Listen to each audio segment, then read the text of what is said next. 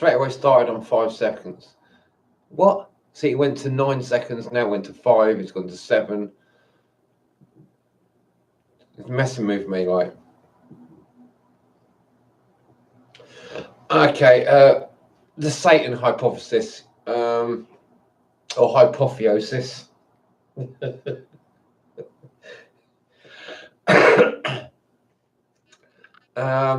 So I've got this idea, right, that Satan is kind of like God's guard dog, right? You know, they say as above, so below.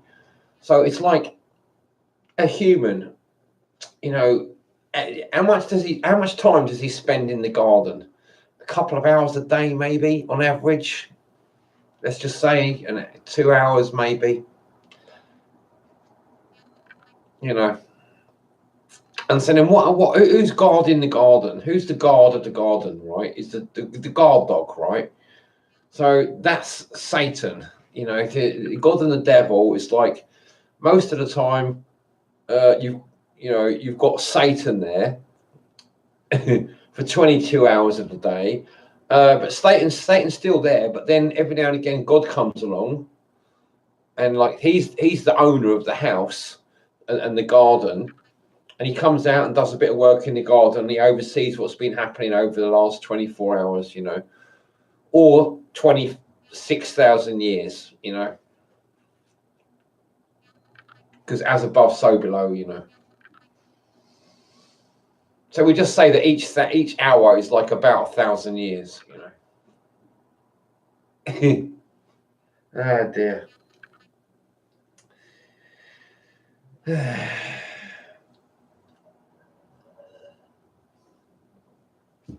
So down here, look at it from this particular scale.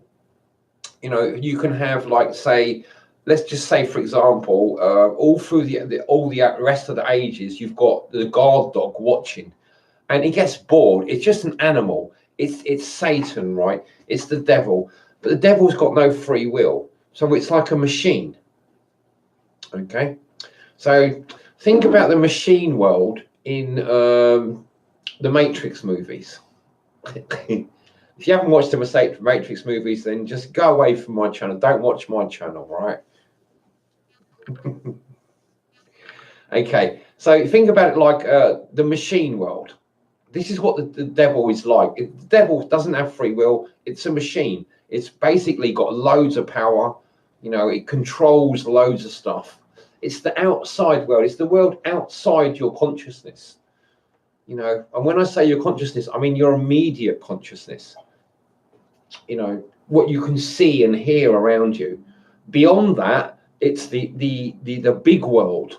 It's the machine world. You know, all the politics, the manufacturers, the shops, all the other people that you don't know, the insects, the animals, the weather, you know, that's happening in different places around the world, you know.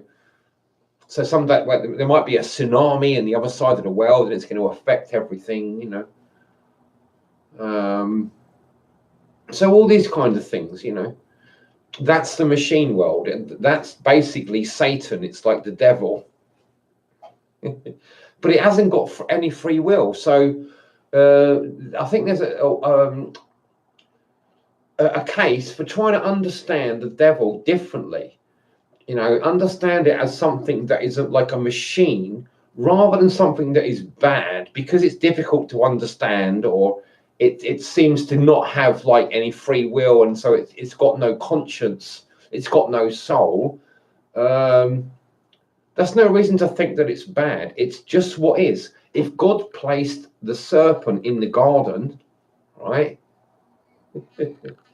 He must have done it for a good reason, or if you're frightened of the serpent, are you trying to say that God is like evil, nasty? He's vindictive. He's just sadistic, you know?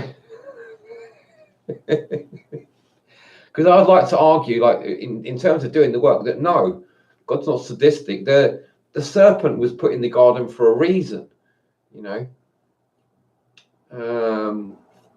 Like as the tempter, it was the tempter to sort of like keep us in line. It's like God's guard dog, you know.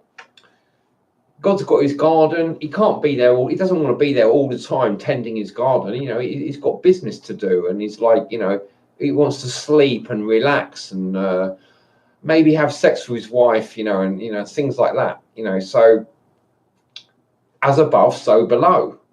You know, can't be in the garden all the time. So we're the garden. This is how you have to understand what our existence is. This is to know yourself, know thyself. What are you? This is in the Matrix films. It's the in Greek. It's something that's gone throughout history. People have been quoting this throughout history. It goes back to ancient Greek times. You know, thousands of years ago.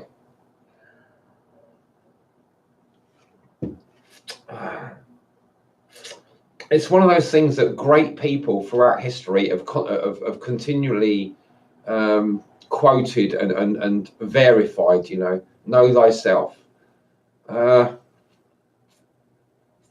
this of course means knowing your environment. So if your environment is about God and the devil and knowing which is which, and one is like a guard dog and one is like the real person. So we're made in the image and likeness of God. So we're like children in the garden, right? And there's a dog that's keeping guard and tries watching over us while God is away. So there's a dog and there's God. It's funny, isn't it? The words are like back to front. You know, there's the same words: D-O-G, G-O-D. You know, just like a reverse, like a mirror image. I didn't think of that before I made this video. I'm just saying, right? It just occurred to me. Although I've noticed it several times before, you know. So, Blondie, we meet again.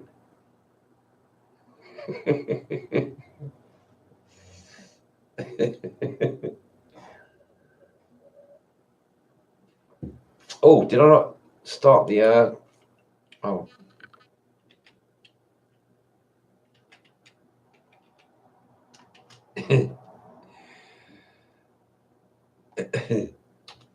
That should start it up. Okay. Oh, so yeah. So I got this idea that the devil's there. It's like the devil hypothesis, the Satan hypothesis. The Satan's there because we need to be contained. God has a guard dog. You know, he's not stupid. You know, he's like saving. You know, he's not an idiot, or she. You know, they're going to save time and train up a dog. So they're going to create a machine for, in terms of like spirituality, creating a machine that to do the work for them. You know, most of the time, 90% of the time, they're going to have the machine doing the work. So, you know, it frees up their time to do other things. You know, otherwise God would be our servant, you know, be working all the time to answer everyone's prayers and stuff. That's not what, if I was God, I wouldn't do that. I'm not going to spend all of my time serving other people and have no time for myself. Okay, I'll serve people 10% of the time, you know. I don't mind devoting some time for the greater good, you know, but not all of my time, you know, not all of my energy, only a little bit, you know, just a reasonable amount, you know, something that I feel that I can afford without it costing me a great deal, but still going to do a lot of good. So I want to know what good I can do, how I can achieve the most good for the most people with the smallest amount of effort, you know. That is not just me trying to be lazy or at all. It's just being intelligent and wise, you know, and having understanding. That's obviously going to be the best way, you know, to encourage other people to do the right thing. The best thing they can do is to do little things for the greater good. That's going to cost you very little, but do a lot of good. And if everyone does that and takes the same example, everybody's lives will go up in value. You know, all our lives will become much better. You know, so that's again about, you know, and what has it got to do with Satan? Hang on a minute. I must have missed something. I must need to. Oh, it's Friday, isn't it? That's what it is. It's Good Friday. I need to have a drink in remembrance of Christ. That's what it is. Let's get on the ball with things. So,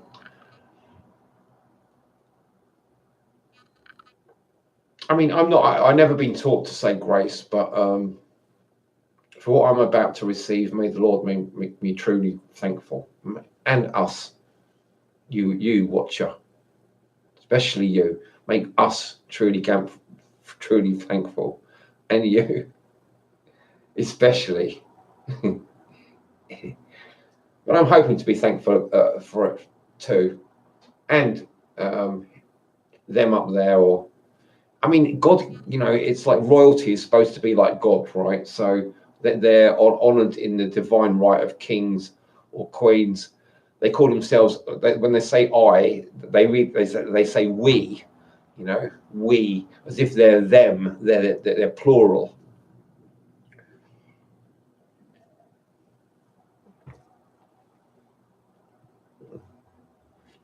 I mean, it's funny, isn't it? It's an interesting thing about like God and plurality. The many, or is God one, or is God many?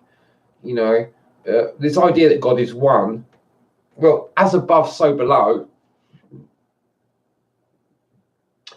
It's only like it works as an archetype.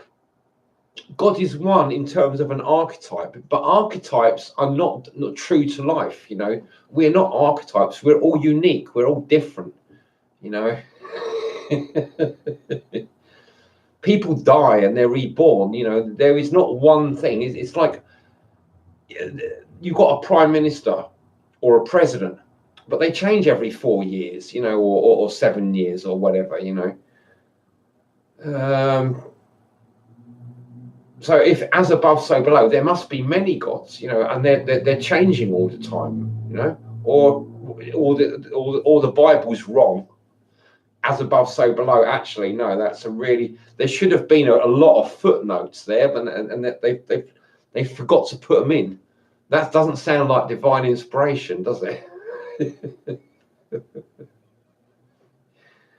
Ah, dear. See, it's like you know, as far as I'm concerned, the Bible should be about 15 or 20 times longer, and even then, it should still have a lot of footnotes, say apologizing for the fact that it's not even more longer, but explaining that in terms of, well, otherwise it would take you about a whole lifetime to just read the Bible, let alone sort of put it into practice. And so we've had to cut a lot of corners, you know. I mean, a real lot of corners, you know. And then, right, what you have to understand is the editing, all these cutting of corners is like a way for the devil to get in, you know, and the devil to sort of control power. If you're going to look at something as though it was divine and like the way for you to rule your life, then the people that want to control you and want to like assume power and take power, wrest power from God, i.e. Satan, then they are going to control the editing of things like the Bible. I mean, it's inevitable. It must have happened. It's like, it's not speculation. It must have happened. There's no doubt. The chances of it not happening are basically zero, you know. As close to zero as you could basically get, you know. That's what the chances are of the Bible, our version of the Bible, not being corrupt. It's basically zero, or as close to zero as you can get, in my estimation, in my humble estimation, because I'm fucking not very humble about it, really, am I? only in certain ways, like keeping my channel small, but and my watch was close to zero, which I do appreciate. I thank all you other people for not watching my video.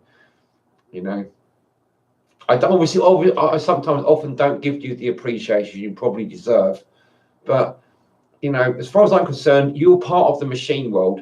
This is the Satan hypothesis. You see, I'm allowed to talk about the truth, but if I didn't have the Satan thing, it's like God's guard dog is watching over me, right? Satan's watching over me. He's allowing me to speak the truth because he can see that I've got no viewers. I've been on here for 15 minutes. What about my 15 minutes of fame? Apparently there's no viewers, so everything's cool. Satan's looking at this, looking on with his crocodile eyes, and he's going, "Oh, that's okay. Nobody's watching. Now I'll ignore it, so I can get away with it. I can sit here and talk about the truth." Let me just tell you, that's probably the only way I'd be able to get away with it, because you people are all so fucking deceived. See, Satan's just turned his head away now. After 15 minutes, he stopped watching, so I can now carry on. I can start like telling you the truth now. You're all so fucking deceived. And I think you know it, but what it is, it's a continual domino effect. But like in the real world, on the physical plane, you have to sort of like pick every domino up and reset them to make the domino effect again. It seems like a lot of work. But on the astral plane or the mental plane, it's like just pushing a button and the dominoes are all set up again.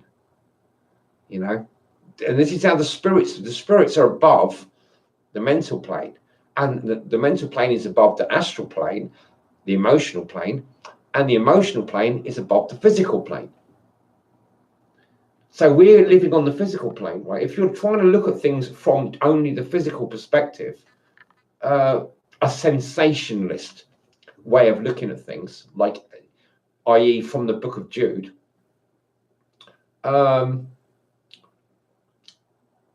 you won't understand how easy it is for some of these spirits to control you and manipulate you and move you around like puppets.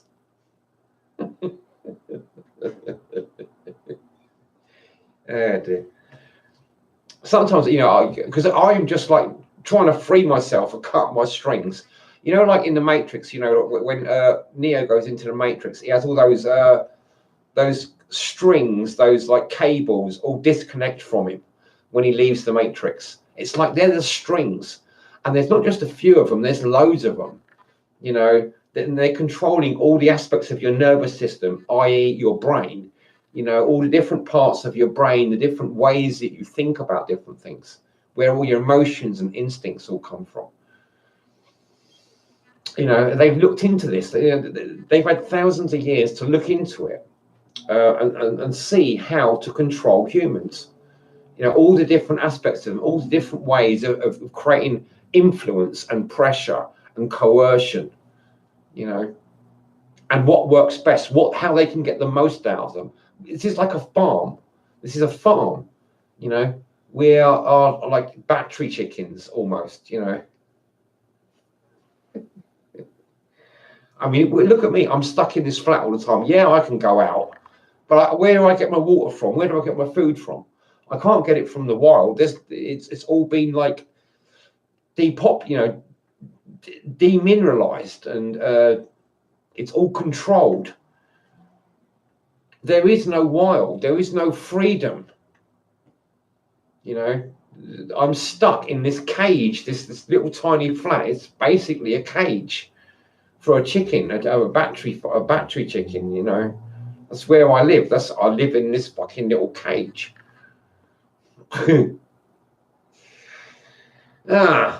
So the Satan hypothesis, right? It's about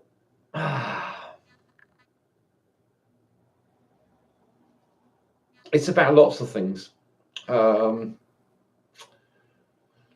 See, it's almost overwhelming trying to think about it. It's like I would like to be able to say this much more succinctly and to the point. The problem is it's clever, it's subtle.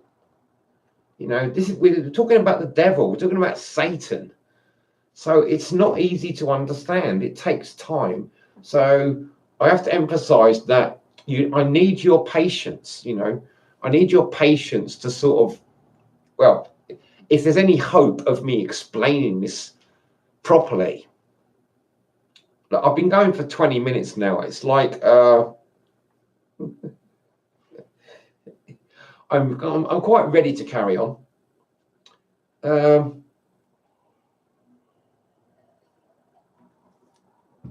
Let's just take a break now, because 20 minutes is like a long time for most people to sort of keep following some conversation. So I feel like now this is interesting, because it's like some of the ways I've been making my videos, it's like I've been experimenting making longer videos, right? So just chill out, just go and make a sandwich or something, you know, or a milkshake, you know. Or go and pour yourself some whiskey, or, you know, a green smoothie, or some green juice, or a bit of fruit, or, you know, go and do some Coke, or some whatever it is you need to do to sort of chill out and relax a bit. Just go and do that for 5 minutes, you know. And then come back, and I'll carry on, you know. Say if you stop in your video and you can like come back. I know a lot of people you want probably on phones, which costs you money to sort of watch a video mostly. But if you haven't got anything better to do, just go for a little walk or something, you know.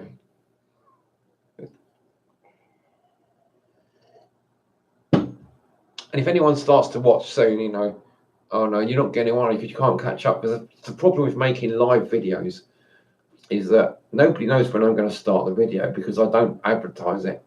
It's like it's almost like fishing without bait, you know. It's ridiculous, you know. Obviously, I'm not going to get anywhere.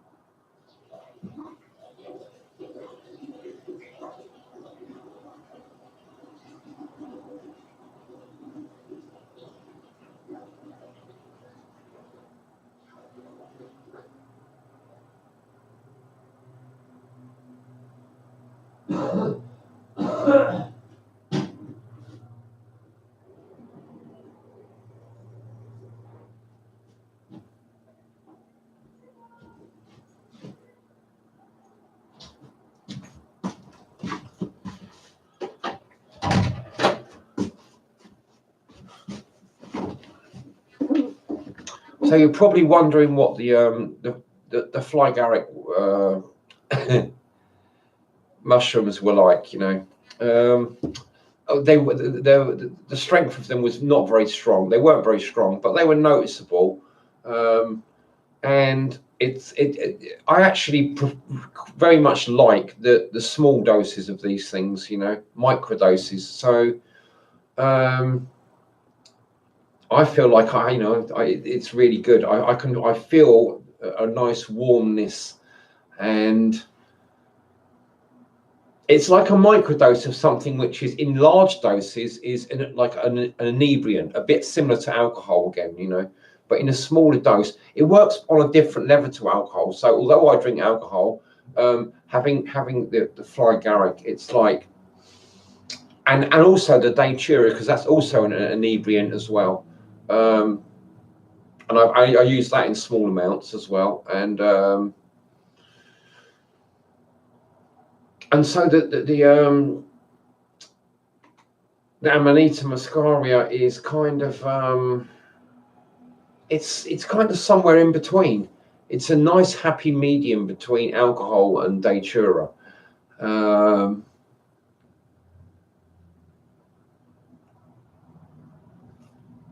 So they're like they're very similar things, but on like 3 different octaves.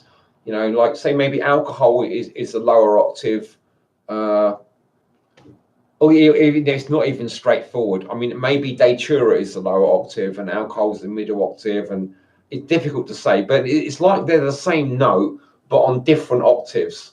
But I can't say which is the higher octave or which is the lower octave. I imagine alcohol is probably one of the lower octaves, but it's hard to say. You know, I can't really be clear about it. Maybe it's datura. I would think probably Fly-Garrick is the higher octave. Yeah.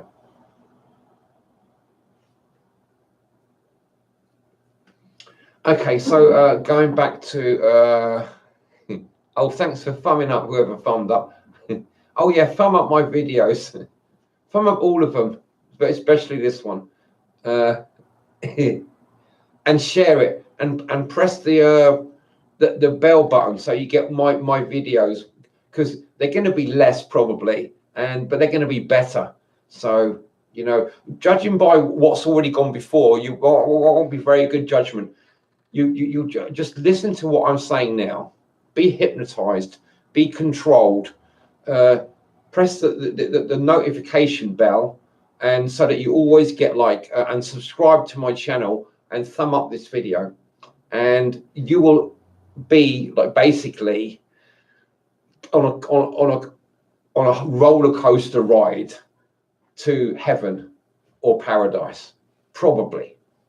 You know, it's quite feasible. Okay, the Satan hypothesis. Okay, right. Let's go on about this. Where was I? Okay, so there's this idea that like it comes from Nietzsche, Friedrich Nietzsche, and he basically said in one of his conclusions about what he thinks about the world is that the future. He's talking about the future. He said the future should be more difficult and stressful and horrible for everyone's benefit. Right now, he was. Well, is he a Nietzschean, a nihilist? I forgot what. Maybe he's a nihilist. I forget which to sort of have to classify. I don't like classifications anyway. But he come up with the idea of the Superman, you know, and I've mentioned him when I've done my videos on the work, you know. It says in the Bible, for example, in order to get to the proper enlightenment, you basically have to go through long suffering. You have to be patient and go through a lot of suffering. So this Nietzschean idea that you should have to go through a lot of shit and we should make the world into a worse place could be like from certain points of view, it could be married together with the idea of what the world is like now, and they're trying to make it like really a worse and worse place and like destroy the world, you know. And it's like the Whore of Babylon. The Whore of Babylon, she's got this thing on her forehead, and it's got the secret of the name of God on it, on her forehead. You know, it's like, what this fucking stuff doesn't make a lot of sense, does it? How do you make sense out of this stuff? You know? It's like, for fuck's sake, why can't God make something a bit easy to understand, you know? So what I think's going on is like Satan's like God's guard dog. He's not evil because he's just like a machine, and you just have to sort of like be humble and stay out the way, you know, and be kind of, I don't know. I can't think of. I haven't got an answer.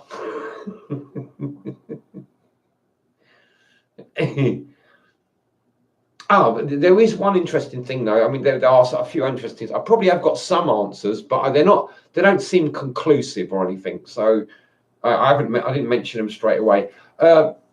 Okay, so some possible answers, right? So yeah, this whole matrix thing. The banking system, the fact that most people don't seem to have any free will. It seems like we're destroying the world. It fits with Nietzsche and how to become a Superman. You could argue like the Superman and the Christ come together in Neo in the Matrix films. He's like the sort of marriage of Superman and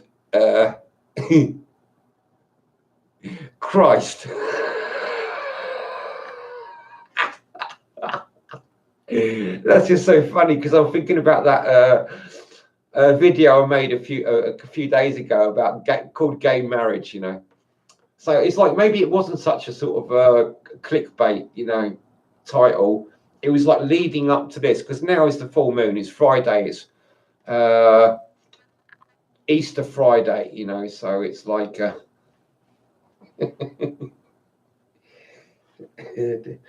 Here I am with my wine. I've got my glass of wine. Blood of Christ.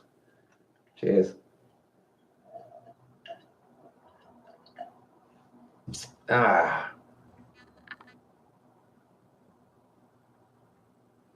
So, right, the idea, the Satan hypothesis, one aspect of it, because I'm trying to keep it a bit like flowery, a bit wild, a bit organic, right? So I'm just going to mention some other little bits here and there, that don't necessarily all fit together like ingredients to make a fucking recipe, but they're just interesting things to know about,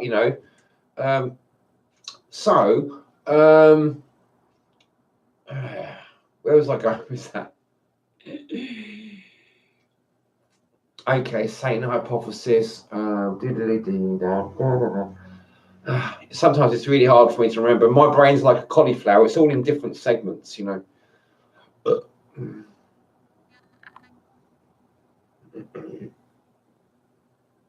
Okay, I'm going to make a cigarette. Just bear with me. I'm still having a break. That was it's a long break. I'm having a 20-minute break. I've got about another 7 minutes left.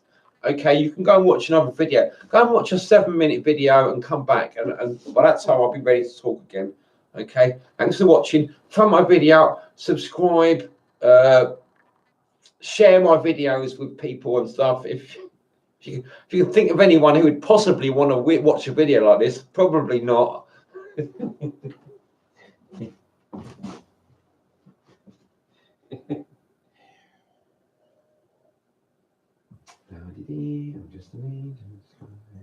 What have I got here then? Blondie. Meet again.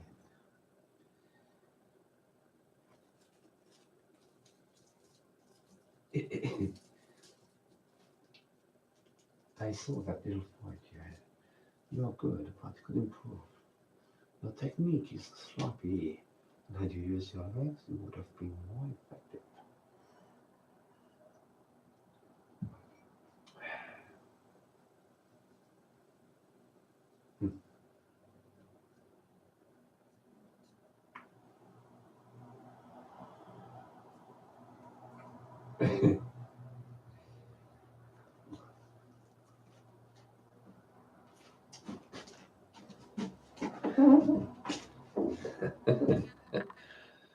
I find it's important to have little breaks making videos. I mean, some people edit their videos and they'll have little breaks. I don't really like watching that. I would rather see things how they really are, the truth. So little breaks, people having to sort of stop and think for a bit, and relax and that, and then get back to it. I prefer that sort of video. To me, that's more interesting. Although they are a bit boring sometimes. It depends on what sort of mood you're in and how you're feeling, or whether you can watch a video like that or not.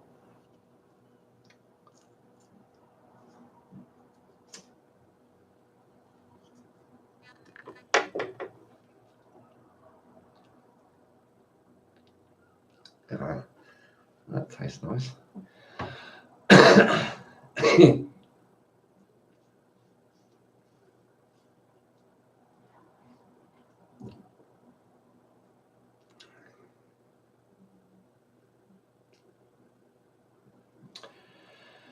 It's interesting. Just because talking about the Satan hypothesis, paradox, whatever.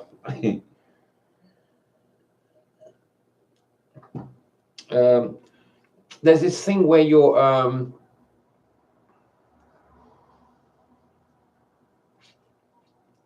for me anyway.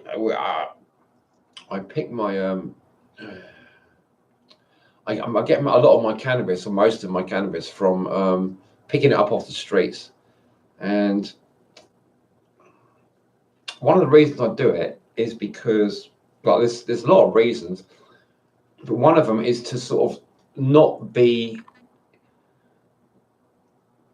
It comes from the book of Job in the Bible. Like Satan or Leviathan is the father of pride, of the children of pride. So it's to not have pride, you know. It's to be humble. To pick up the other people's like leftovers, you know.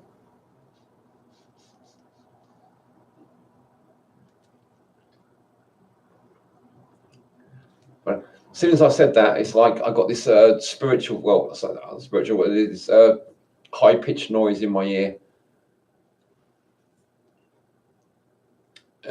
I've been told from some people that that's like spirits. Like I have this feeling. There was a situation once where it was about 30 years ago now.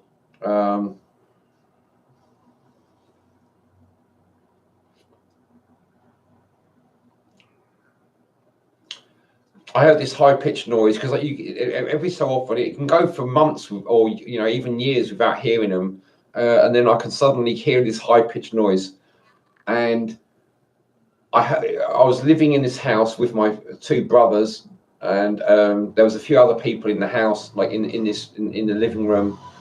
So it had about 10, 8 or 10 people in the room, all sitting around, mainly smoking cannabis, like I'm doing now. From what I found on the streets, or at least what I think is probably cannabis anyway.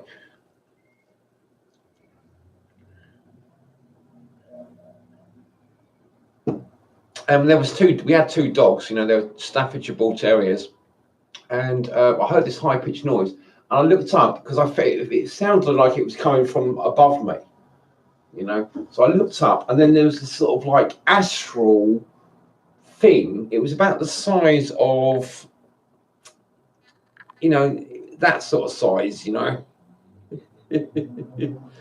about 25 centimeters long, 10 centimeters wide, 10 centimeters thick, and it just moved along the ceiling like it was on rails. It moved and then changed the direction, and it was gone in less than a second. It took about half a second or maybe 3/4 of a second to just travel along the room. But the thing is, I was sitting across from the other side of the room, and the dogs were on the other side of the room, right? So on the two different ends of the furthest ends of the room, about sort of like probably 10 meters, 9 or 10 meters away. And as I looked up, I saw because my vision, I'm not just looking at one thing. I can see out the corner of my eye or underneath. The dogs were also looking up at it, and they followed this thing across the ceiling, this like relatively semi-invisible thing, an astral thing across the ceiling, and how it changed direction exactly the same time that I did, And I've talked to someone about this before, and they said, well, the dogs maybe were just following your vision, but why would they never do that before? It's just like I looked up. I've looked up loads of times. They're completely ignorant of me. As soon as I hear this high pitched noise, I look up, and both dogs are looking at the same area of the ceiling as this thing moves along and then changes direction, looking at it in exactly the same way. And I see it out because we were at different ends of the room. I see them in my vision doing exactly the same thing that I'm doing. And I remember it so clearly because it was such a profound experience. It was like, I knew there are astral things going on. This is obviously real. If the dogs see exactly the same things that I'm seeing, all three of us all saw the same thing at exactly the same time. And dogs have got better hearing than us, so they probably heard it very clearly. I've got a lot of Neanderthal genes, so I smell things, that other people don't smell, and hear things that they don't hear, and see things that they don't see. I can't really explain it. I think I've probably got a lot of Neanderthal genes. That's probably a lot to do with it. Whatever that means.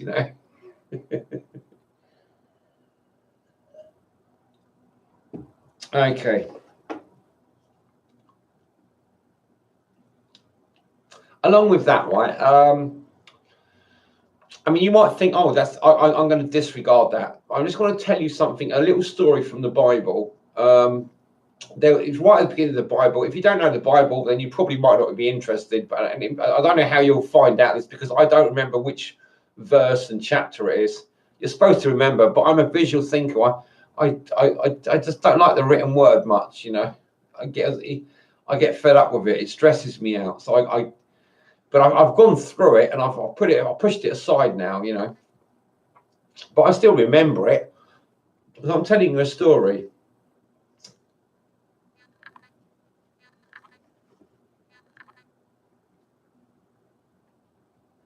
But before that, on that subject, probably a lot of these stories would have been carried down through history without the written word.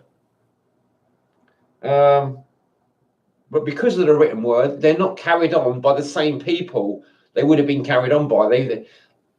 These different types of people have interfered. People that are good with the written word. Who are left-brain people, the people that live in ignorance, those people have taken over the control of the passing on wisdom and stuff to people. And nowadays, most people don't acknowledge it. Now, is that a good thing or is it a bad thing? So this also relates to the Satan hypothesis. Is the written word a good thing or a bad thing? Because in some ways it seems it's definitely a bad thing. It makes people so incredibly ignorant and blind and blinkered, or the majority of people anyway. And it makes them think that they're better than everyone else, Even though everyone else has got the written word as well, they still think they're better than most other people.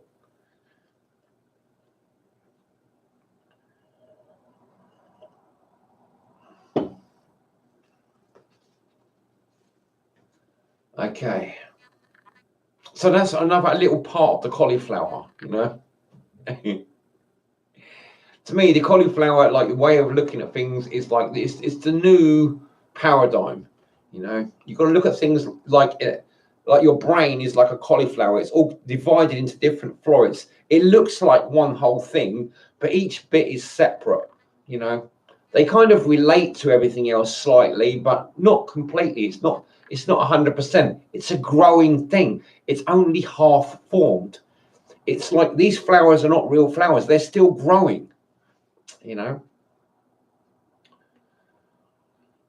So that's why it's the Satan hypothesis. It's like God has put a dog, kind of equivalent from spiritual perspective, is put a God to look after us, to watch over us.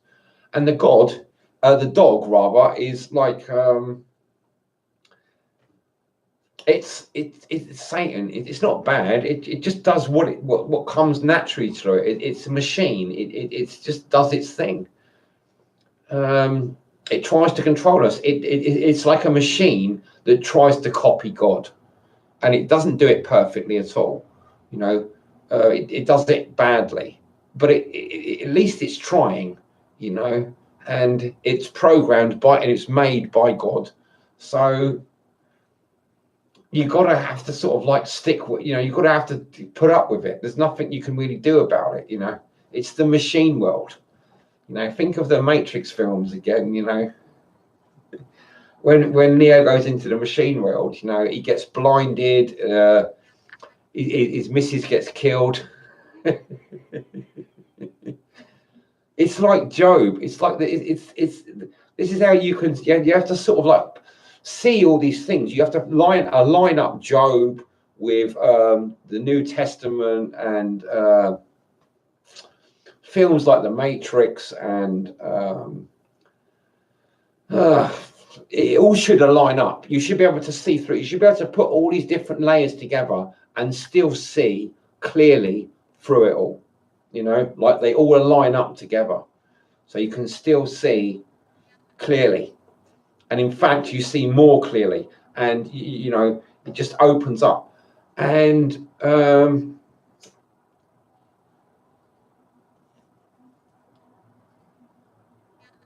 I still don't have a definite answer. I'm just saying that that's what I believe. I think it makes sense. It seems to work for me at least some of the time, and quite a lot of the time. You know, most of the time, let me say. You know,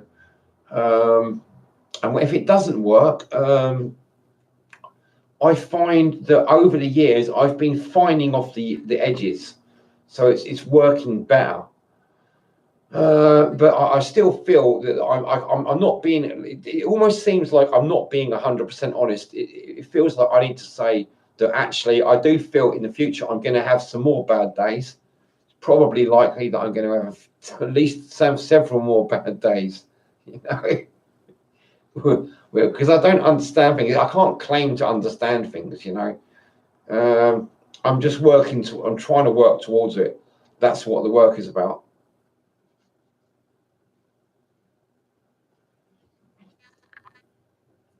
Okay, so the Satan hypothesis is like that. Satan's there. I mean, in this physical world, what it's like is that you've got all these, like the banking system, the school system, the government all being corrupt, the politicians all being corrupt and stuff.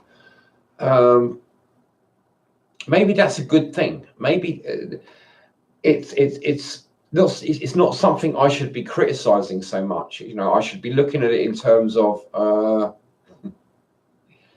at least there's relative peace and there's relative freedom. If I'm honest, I feel that there is a lot of potential freedom.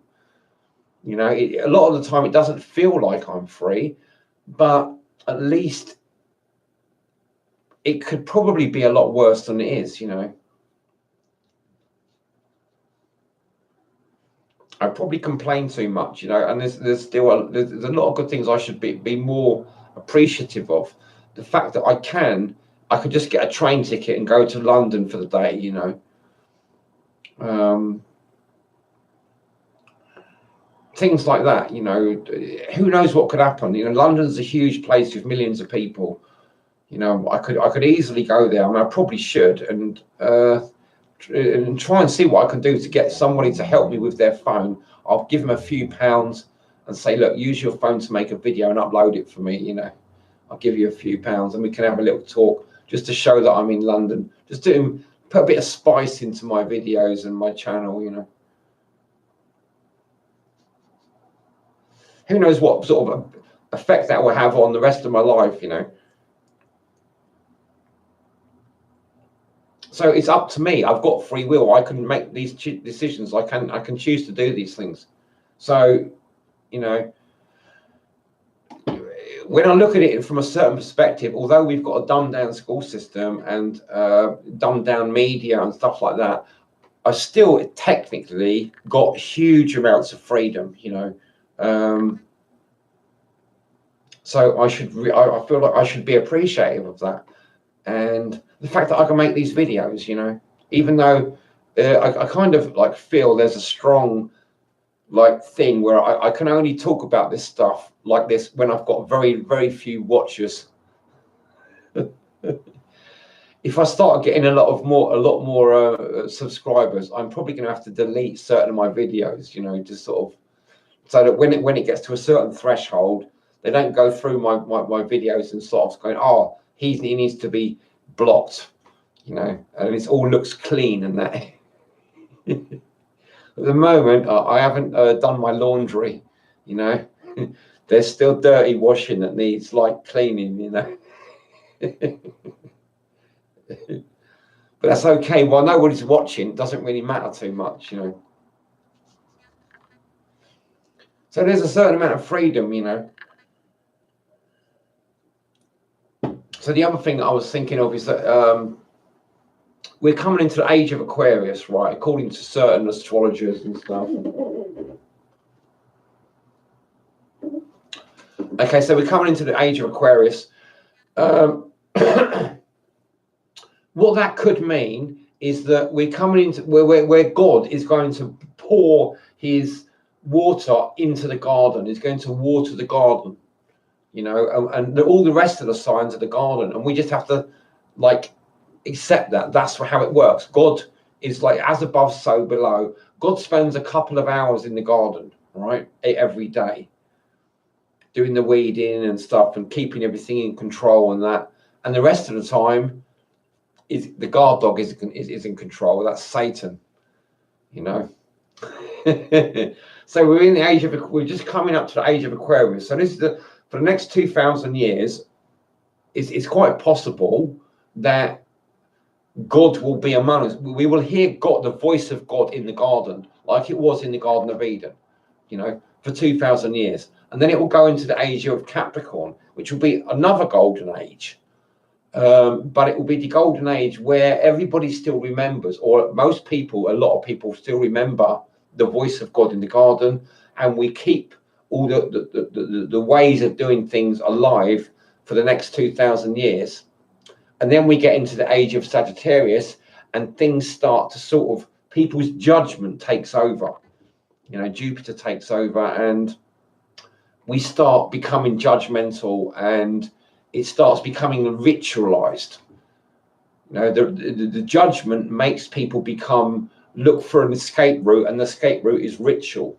You know, they try to find rituals to replace thinking for yourself and living in the truth. So that's what will happen in the age of Aquarius, Sagittarius, in another 2,000 years time, 2,200 years, or 2,300 years time. So that's probably what's going to happen then.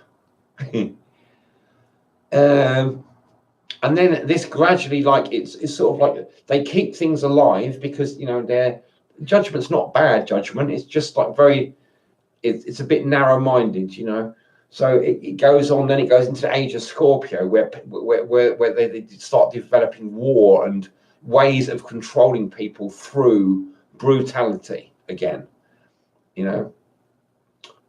And then Libra, you know, it's going to go into a sort of age of more balance, and things will start looking up again. People will realize that all this brutality is not so good, but they will keep some of it, you know, and they will try to balance it, you know. And then it goes into the age of Virgo, where people will start studying and finding different ways for people to follow different work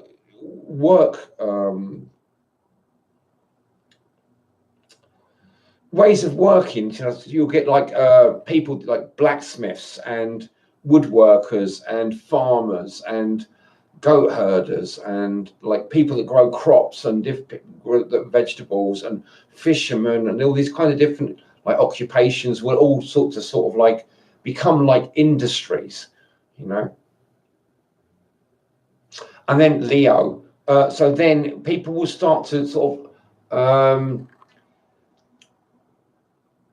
realize that some people are born special, you know. So who you're born from, your situation of birth will become like special and will become celebrated.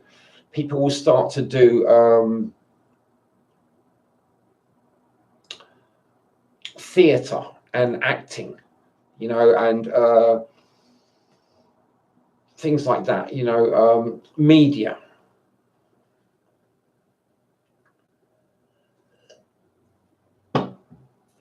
I'm so full of myself, aren't I? You're probably thinking, oh, this guy, what is it? Who's he talking? Who does he think he is? You know, knowing what's he talking about? You know, what a fucking complete arsehole. Yeah, I know. I think that as well. I'm just making a video, you know. You've got to fill it up with some stuff, haven't you? So you get into the age of Cancer, right? Cancer, it's like, oh, the family.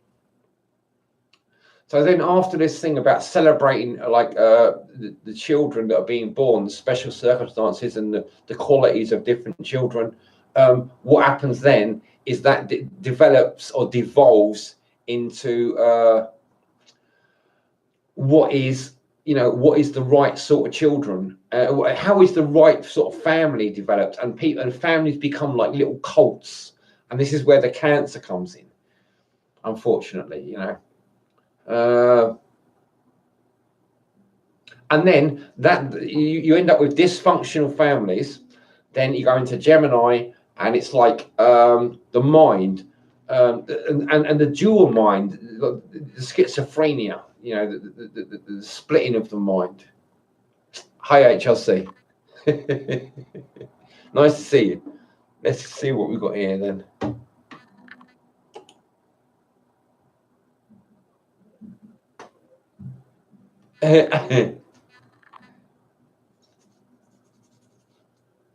Okay. I'm in quite a good mood, HRC. Thanks for asking.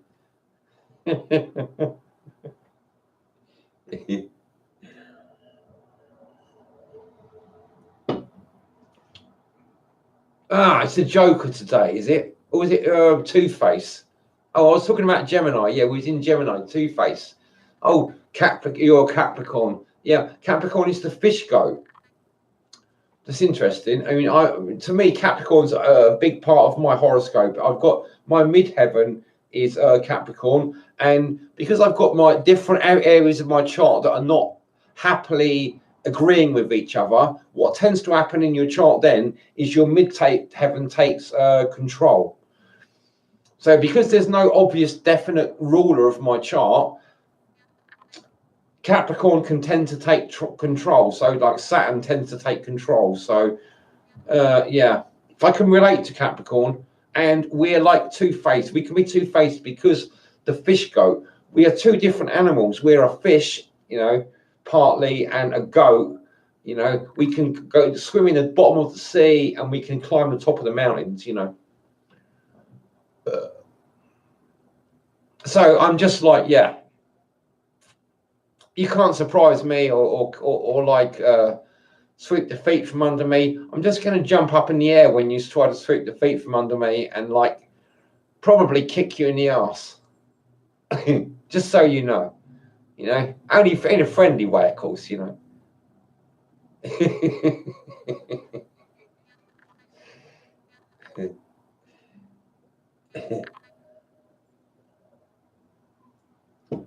And that's good to see you anyway.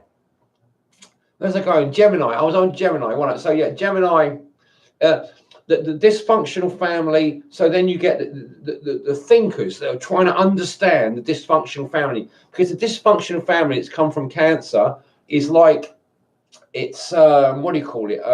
It's unconscious. It's basically not aware of what it's doing. So then out of that comes Gemini and the thinkers. So you've got the sort of, you know,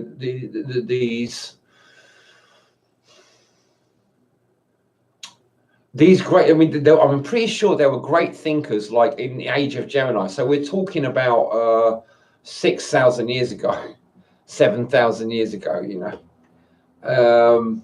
So around the time when the Bible was started, so probably around people like what we haven't got much history. The history's been wiped out, you know. So we've got stories like things like the stories of the Bible, like Enoch, he would have been around similar to this time. Probably would have been a child of the age of Gemini,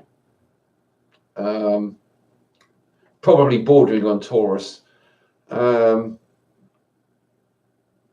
then, you get to the age of Taurus, and it's more like the Garden of Eden. This is like 6,000 years ago when we got cast out the Garden of Eden. This whole idea of the Garden of Eden, it would have come up around the beginning of the age of Taurus. People worshipping the bulls. You've got the story of the Minotaur. Is it Crete? From Crete. I know what I'm saying doesn't sound believable, but I'm working from my intuition here, so it's probably true. It's about probably 90% true. That's what I'd imagine. I'm not going to say it's 100% true. I doubt it myself. I don't even know where it's coming from. It's just coming out of me, but it's probably true, or mostly true. So the Minotaur story, where did that come from? It's like the beast, all this knowledge gets funneled down from Gemini down into Taurus, the real world, living in the real world, what it's really like. Where is this Garden of Eden? Why the fuck am I having such a hard time? Why is everyone stressing me out so much? Where do I get a break from here? So I'm going to turn to food and alcohol. Ah, dear. So yeah, you got all the people starting to plant grapevines everywhere, and olive trees. There's lots of olive oil and wine and bread and stuff, and salads and nice food and stuff. Enjoy sort of like, all this sort of like escape from having to think about the world and reality, and instead just take up your time with eating loads of nice food, have 3 good meals a day, drink wine, do some work.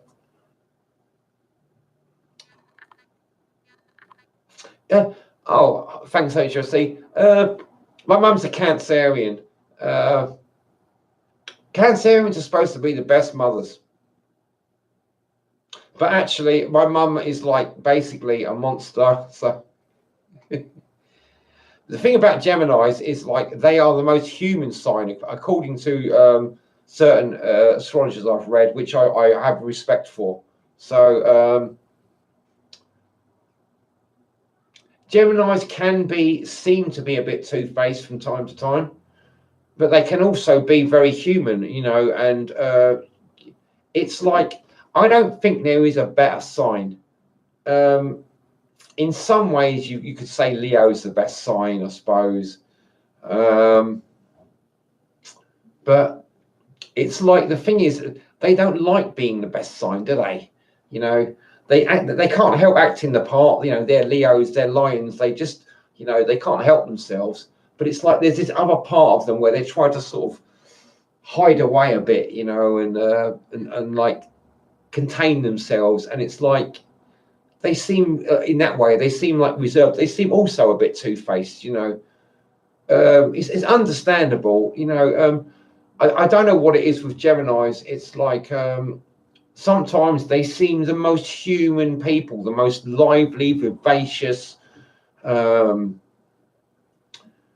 fun, enjoyable, understanding, just people whose brains are properly switched on, and their emotions are all in line, and they just seem to flow like, this in a way that's really wonderful. And I mean, it's not all Geminis. I mean, obviously it's not all Geminis. You get the bad,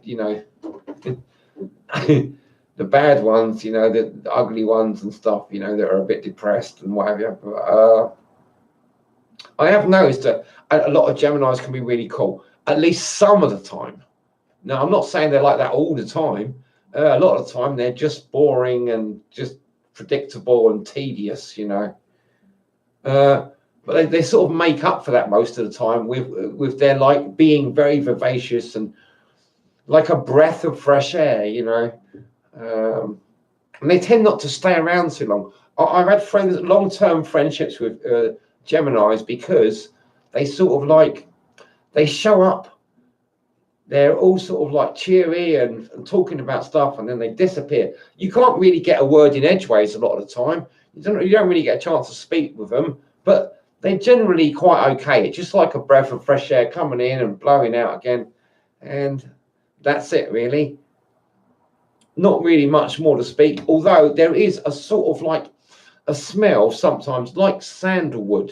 You know, sandalwood's got a nice smell, like a sort of really sort of spiritual smell. I find sometimes they leave that behind. Not always. Sometimes it's more like a dead body and sulfur and stuff, you know. It's almost, you know, not quite as often, but you know, most of the time they leave a good smell behind, you know, a bit like sandalwood, very uplifting and spiritual. But sometimes it's like it's sulfur and dead animals, you know. Putrefied animals.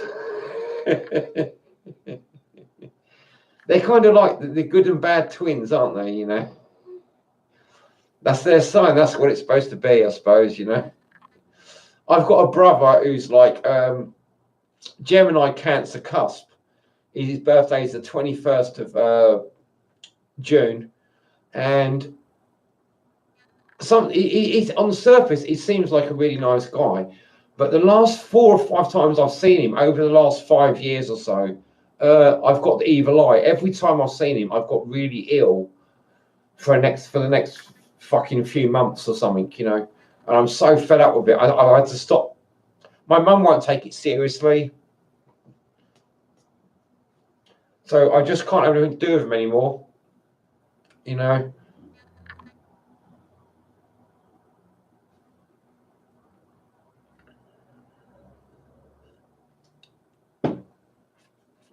And I kind of feel better for it, you know. Just making a decision that I don't want to have anything more to do with my family, no matter what. They can't say anything or do anything that's going to make me want to have anything to do with them anymore. I'm just sort of like, that's the end. There is like this final barrier now, where they just can't come in. You know, they are excluded. They are dead to me, you know, effectively. I know it sounds terrible, but it's a matter of like self-preservation, you know.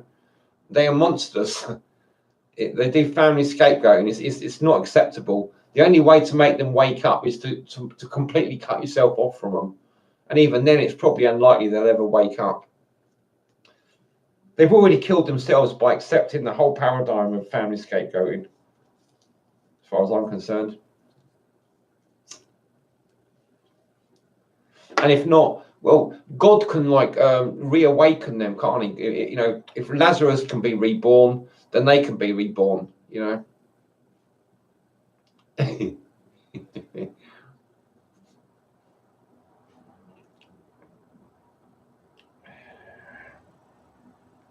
Hello, other subscribers. I usually say that and people just disappear again.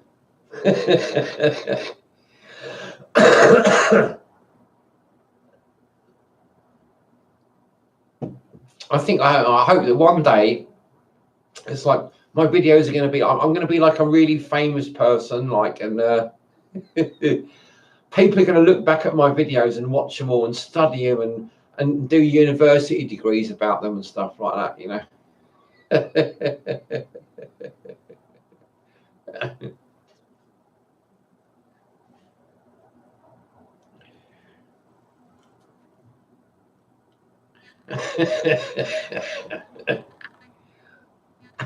No, it's 2. It's gone down to 2 HRC.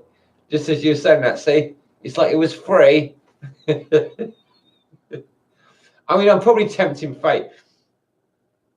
I mean, it's funny because it's like, I like to think I've got no holds barred, you know. I talk about this stuff, you know, I talk about the devil, I talk about Agent Smith, and it's like, Well, who can handle this kind of stuff? Hi, Snorri. Who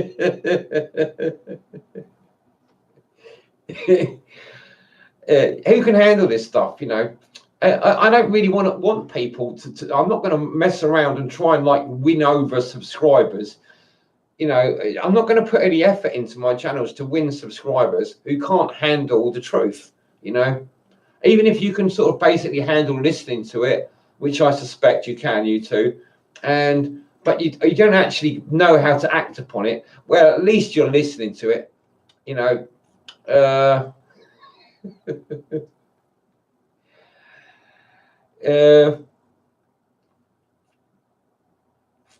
See, the problem is, right, when you're doing the work, you have to believe that you are the one, and the other, the hypocrisy or the dilemma or the paradox is that you try to get other people to be the one as well, you know. And obviously, it sounds like a contradiction in terms. We all can't be the one, can we? But I would say, well, yeah, that's the whole point of it, you know.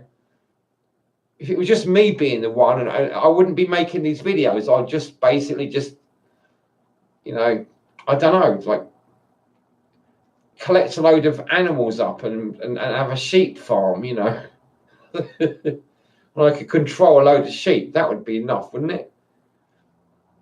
The whole point is that we're all the one, you know.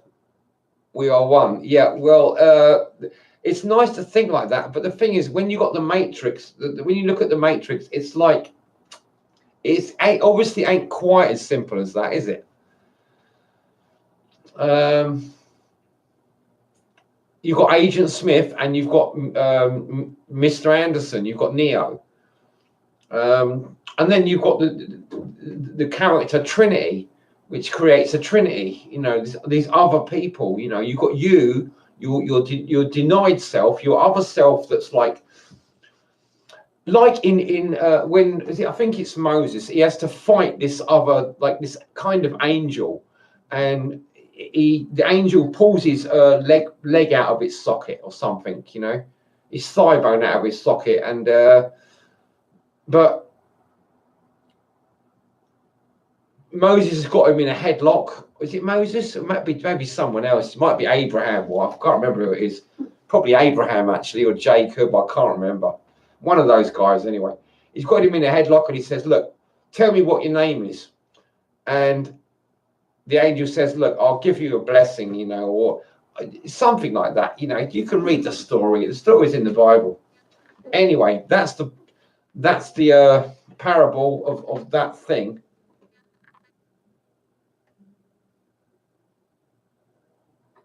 And where's all this? Where all these fights come from? Because it seems like Moses or Abraham or whoever he was, or Jacob, was fighting with himself, right? So who's he fighting? Are we fighting with ourselves? How do we have these internal battles? Do we all have these internal battles? You know, yeah. I like the idea that we're all one, and in a certain way, in a certain spiritual sense, it seems plausible when you're in the right frame of mind, when you're in the right mood.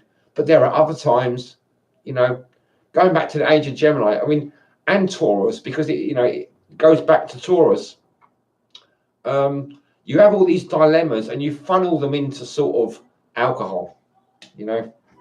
It's like, fucking hell, I need a drink. This is getting a bit heavy, you know. It's like, I can't just carry on talking about this without a bit of alcohol, sort of like smooth the you know, oil the cogs, you know.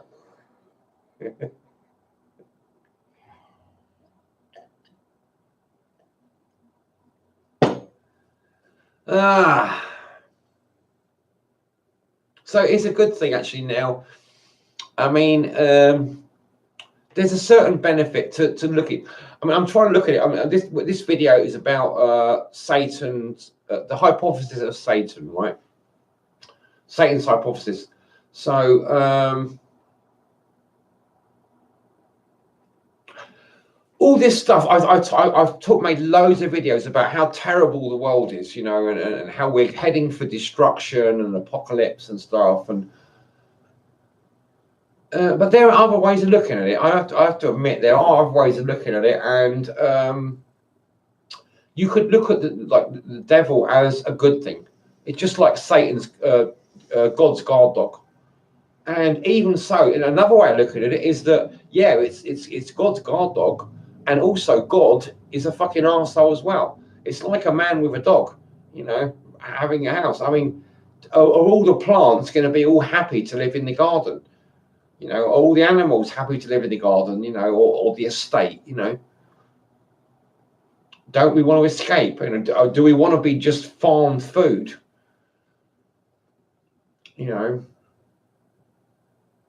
The thing is, there's another way of looking at it. We're in the blue moon now. We're in this second full moon in Libra.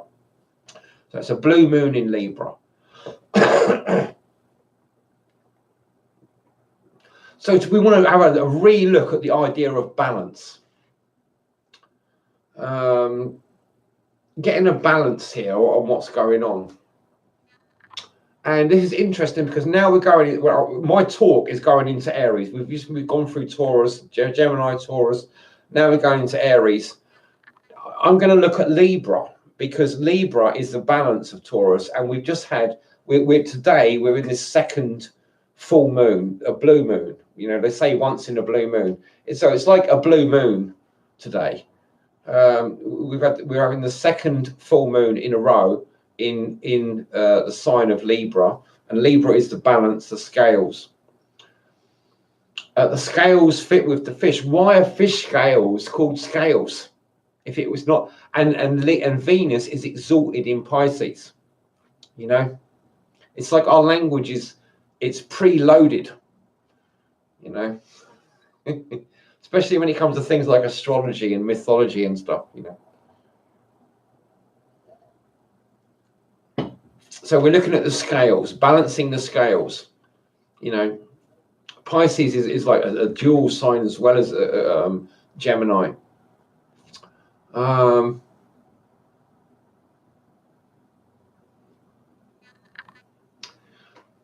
Okay. So just so you know, right, my brain is like it's like a slowish computer. I'm not completely slow, but it's like it's having to do things. I'm aware while I'm making this video, my brain is like doing things, right? And it's taking time. It's having to go mush over loads of information and sort it all out and organize it and stuff, and the cogs are turning, so in the meantime, I'm thinking, well, what am I supposed to do? Am I going to sit here looking dumb? Does that make a good video? It's like, well, I might as well tell you what I'm doing, try and fill the space. So what it's like, to make a video. I mean, you make your own videos. I think it's really worthwhile to make your own videos. You learn a lot making your own videos. It's like it took me quite a while to get together. I had to sort of hassle family members. I was quite lucky, I suppose, but it also took quite a lot of work, quite a lot of years, and even now I feel like I'm really behind most people. It's still a lot of work, but also quite a lot of fun. I quite enjoy it. Yeah. I often watch my own videos again to see what I look like, to see how I'm coming across, A lot of the time I look at my older videos and I think, I thought you look like a real idiot, and way too drunk as well.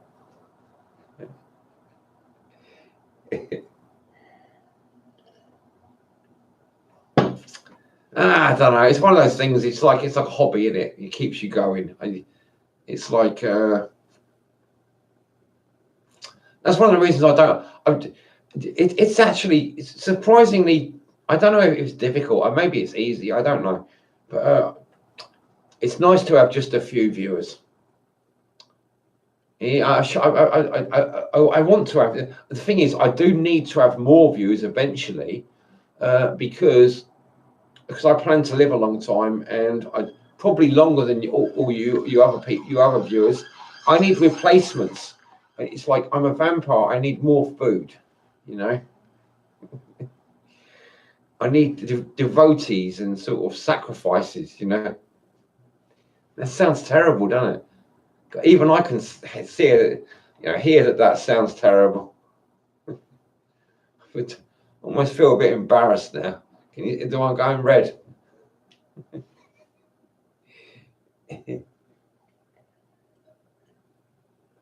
Okay, that's okay.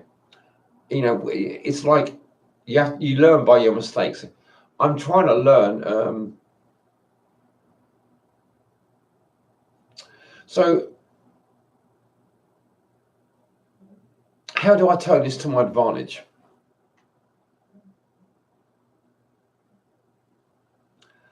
I mean, there's ways of looking at things, isn't there? I mean, I can look at things in terms of, look, all the stuff I've said, you've got to look at things in terms of the world is really fucked up, right?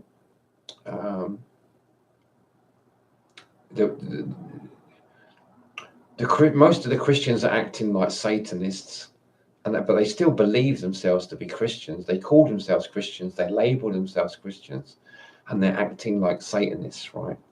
But not just Satanists. I don't mean like the Church of Satan. The Church of Satan, they seem like more or less the good guys, you know. You know, they seem okay. I'm talking about the worst. How Christians imagine Satanists to be, right?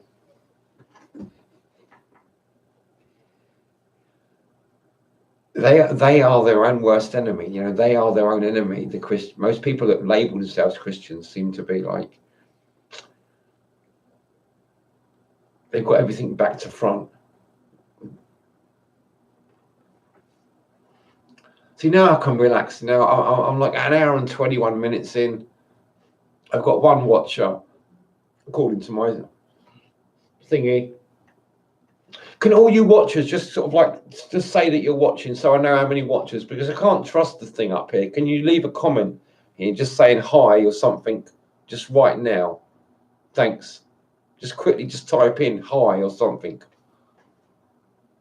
You know, so I know how many watchers. There's probably only one, but I just want to know because I can't really tell. And I have to know who's watching as well. If you want to remain anonymous, that's probably tough, isn't it? You can't do it. Oh, I've got two. See, I've got two already, and it only says one up there. You know. Okay, thanks, guys. So it's like I mean, as far as I know, there's at least two of you, but it only says there's one of you. Anyway, more about Satan and the satanic hypothesis. Right, I'm trying to get a conclusion now. The conclusion is that it's all designed to be like this. I mean, just for example, if God knew what he was doing, right? When he said, "Oh, you know, here's the Garden of Eden. You know, don't eat from the tree of knowledge. Don't touch it or anything." He knew exactly that Eve was going to eat the tree of knowledge from the tree of knowledge, right? And so would Adam. So it was not because he's all knowing, right? He must have known that, or at least you know. I mean, is he just flipping a coin? You know, is that how God creates the world? Does he just flip a coin? Is that what that's God's attitude, right? God's attitude, apparently, according to the Bible, Christianity, is God just flips a coin to see what happens, you know.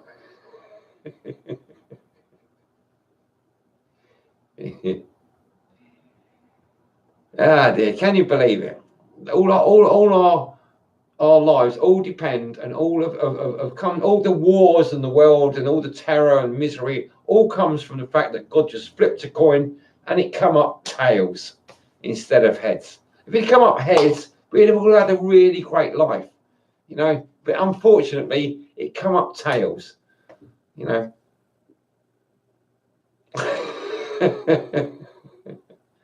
I mean,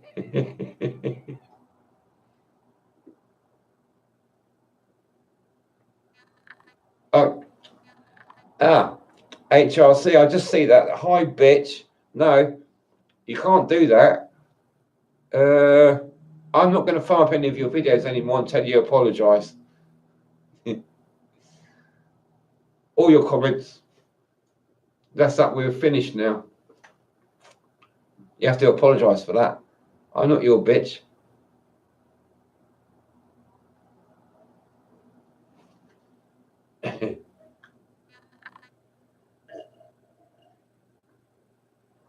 I know what it's like with you goats, though. You know, it's like, okay, I forgive you, I suppose. I know what it's like with you goats, though. You're a bit like, it's like the horns. You can't help feeling the horns, can you? I mean, I've got Aries ascendant, so I've got horns as well, you know. But they're not as big as yours. You've got bigger horns than me, you see. So I have to stand up for myself now and again, you know. Anyway, I appreciate your apology. We're okay, okay. Big man, a little man hug for you. Okay, then stand back off. Get back off now. Okay, that's enough. No more man hugs for you for the moment.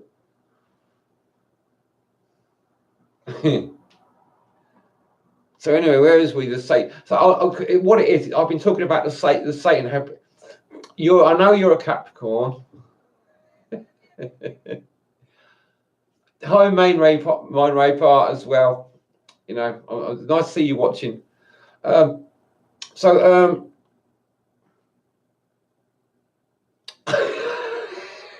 oh, sorry. Oh, you know, okay. Sorry about that.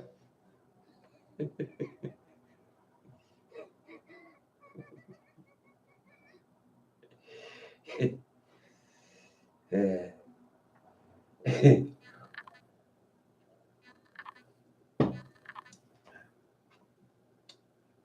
Okay, I won't do it again. Okay, without your permission. All right.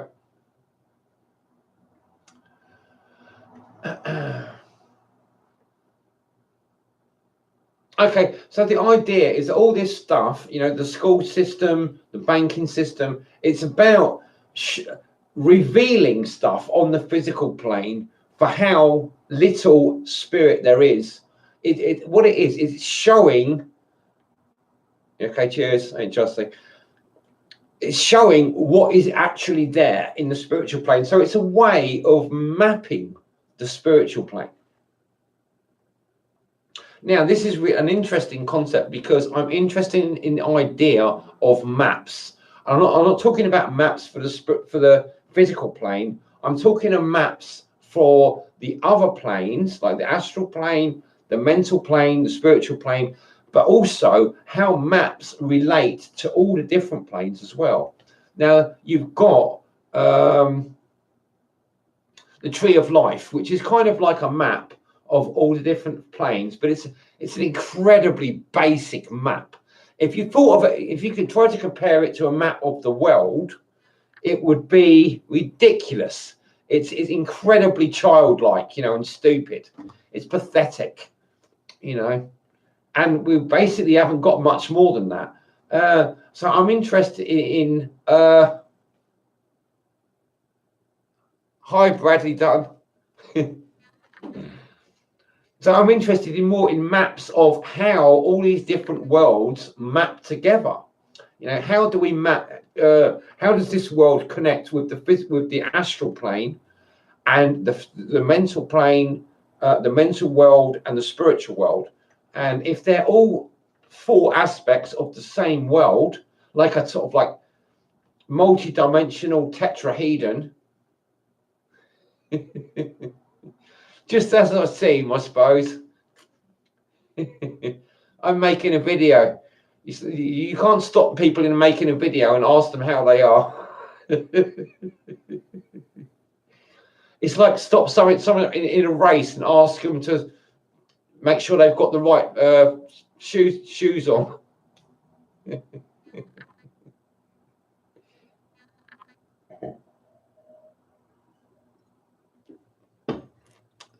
Okay. see, if you're gonna if you're gonna stop me in the middle of a conversation, you've got to do it like HRC does it. Because I think it seems like you're new to my channel, Bradley Dutton. Nice to meet you. Try to take an example from HRC, hot retarded chicks. He has diarrhea. Now that is a big problem. Okay, so I mean, I want to try and curry favor with new watchers and that, but I also can't help feeling that I need to sort of say that he's got a slightly bigger problem than you. You know, you kind of need to just stand aside while we deal with the diarrhea first, because that could cause a lot of problems. What have you got? What is your problem? How am I? Oh yeah, that's like, how am I? Well, I haven't got to, I'm trying to deal with HRC's diarrhea. You know, it's like it's like I can't think clearly about how am I. I'm too busy dealing with HRC's diarrhea. So it basically, I'm afraid it's not the right time. Anyway, it was nice to meet you.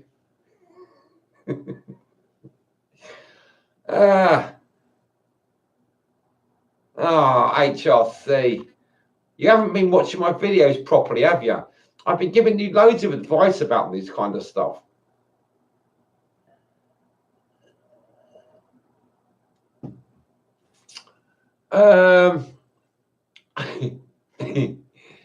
So that was easy, wasn't it? I got rid of him quick.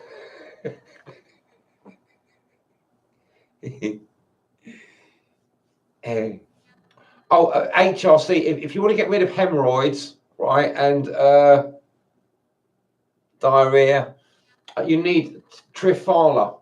But if you want, there's some, you can get good Triphala powder from indigoherbs.com from the UK. Now's a good time. The price is good. They are the ultimate cure for hemorrhoids. You just need Triphala. It's this powder. It's 3 fruits. They're quite bitter fruits, and they powder them up. But you get, there's all different types of Triphala. You need to get it from somewhere like Indigo Herbs. They do the good stuff. It seems more expensive than other stuff.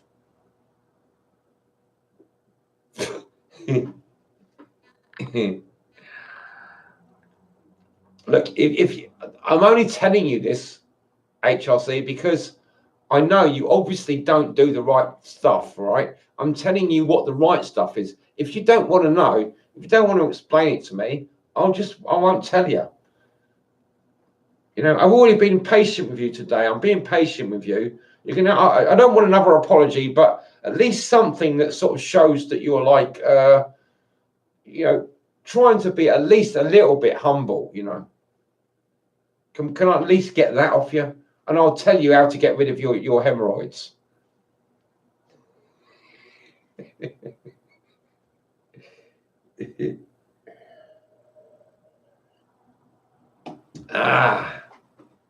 See, I was going to do the what are you called? Jehovah's Witnesses thing later on, but I watched a video earlier on today, and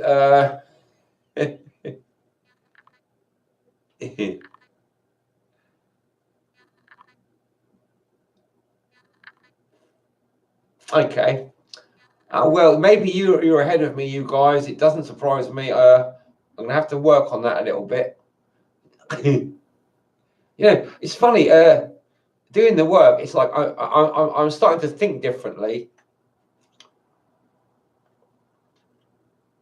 You know, maybe you guys are really just having a joke with me. I don't know, but they say that many a true word is spoken in jest, and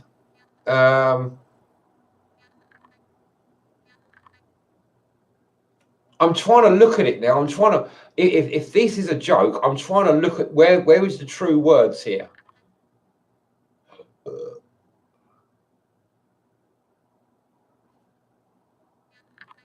No, tell me. That doesn't quite do it, HRC, I'm afraid. Nearly. It's like it's balanced most of the scales, but not quite. All right, okay.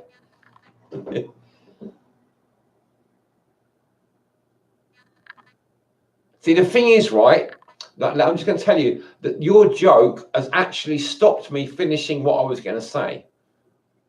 So in order to make me carry on what I was going to say, you'd have to give me some sort of feedback that would give me like meaningful sustenance in my emotional body, right? So that it would give me the impetus to want to finish what I was saying, because otherwise now you've stopped me in my tracks and I can't be bothered to carry on with it. So not only have you done yourself a disservice, you've done other people and future people a disservice.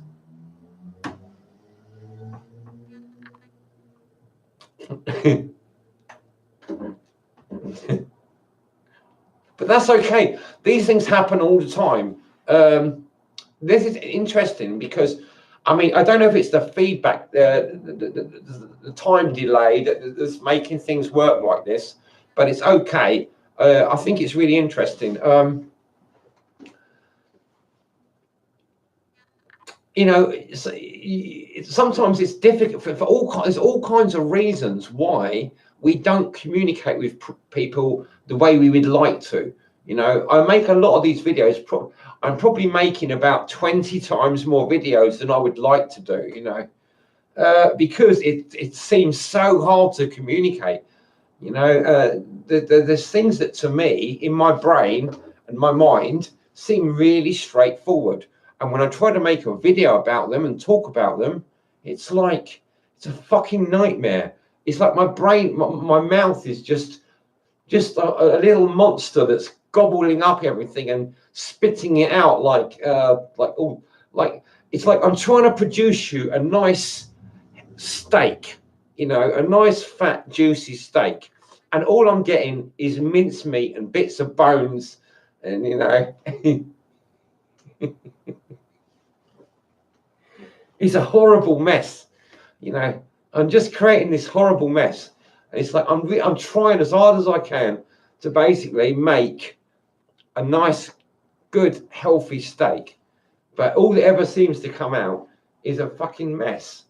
You know, an unpalatable mess with all bones and stuff in it. It's just like a nightmare.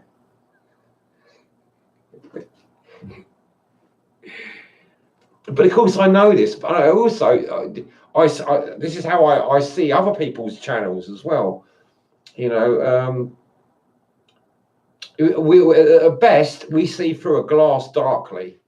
You know, up until recently, anyway. You know, it seems like that.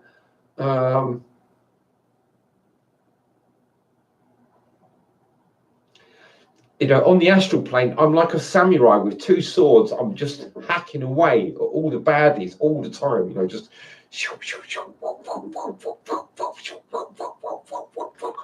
you know, it's just like I'm like a real badass. You know, but I know you just see me sitting here drinking wine and beer and stuff and smoking.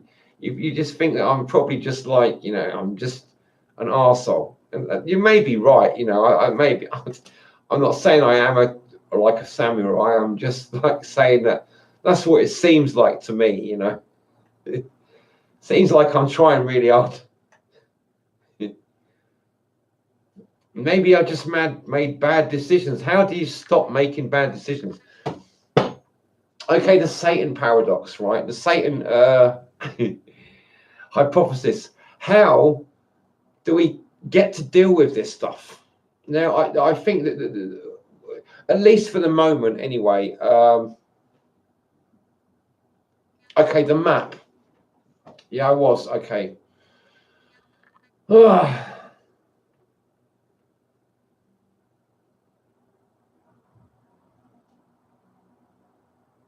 Okay, I talked about us going into the age of Aquarius, right?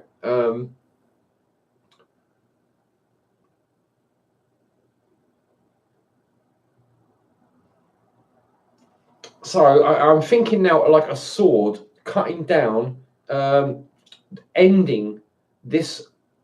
We've got too many people on the planet to have a reasonable way of living on, in harmony. It doesn't make sense to have so many people. So a sword is going to come down. That's what I see now. A sword is coming down. It's going to cut off probably about 90% of people, or something like that. A lot of people. Now, there's all different ways that this could work out. I like the idea of that people will just stop having children. This doesn't have to happen in the next 5 years. It could happen in the next 2 or 3 or 500 years. Probably more like 100 years or 200 years. But we could just realize this. We could see it. It's obvious. What's happening. Let's just stop it. People stop having children. This is what it talks about in the Bible. The 144,000 shall be virgins. It's not a big deal. This is what I haven't had any contact with women or all men in a sexual way for over 10 years now. It must be at least 10 years. And it's like you just you get over it, or at least you can do. It's not like I would turn down the offer, or I'm not trying to create opportunities for myself where I can have relationships. I am, but I'm also saying that you can still live without it for a certain amount of time. It's not the end of the world. You can still get by, at least temporarily. I still feel like a strong desire to have kind of fun with women.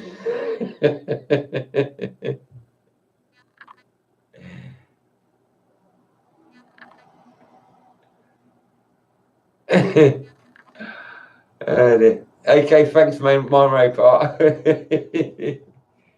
Yeah, it's like it's finding someone. It's like people are so conditioned to live in the matrix. It's like trying to have a relationship with Agent Smith. It's like it's not how your romantic expectations go, is it? It's like agent.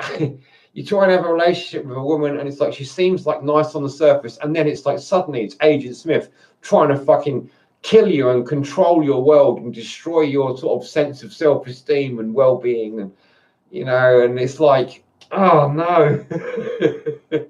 What a disaster. And it's just like, how do you find the right woman who's someone who's not in the matrix? And even then, it's like then you're in the matrix. In order to have a relationship and to have conjugal relations with the right woman, you have to sort of lower your defenses, and then the matrix just encroaches on you while you're busy making love, and then it all just all shit happens. So it can't last like in the Matrix. It's not supposed to last. It's like it's not natural. Everything's fucked up. So what do you do about it? Now, to me, it's doing the work. Talk about it. Make videos about it. That's what you need to do. It takes a long time. There's no end. It's not like overnight you're just making a few videos is going to make any significant impact on things at all. It doesn't.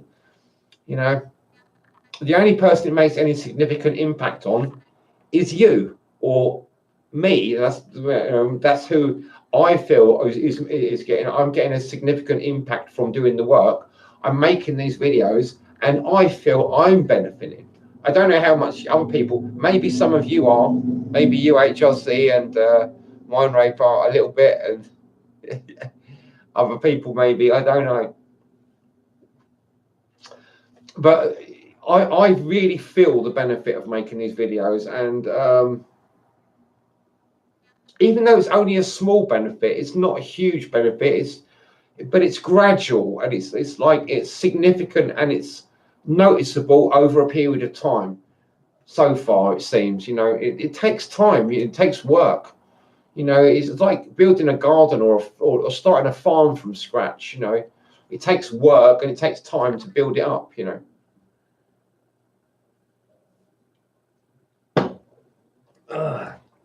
Okay, I think I'm going to stop now. I'm just going to make another cigarette and just have a chill out.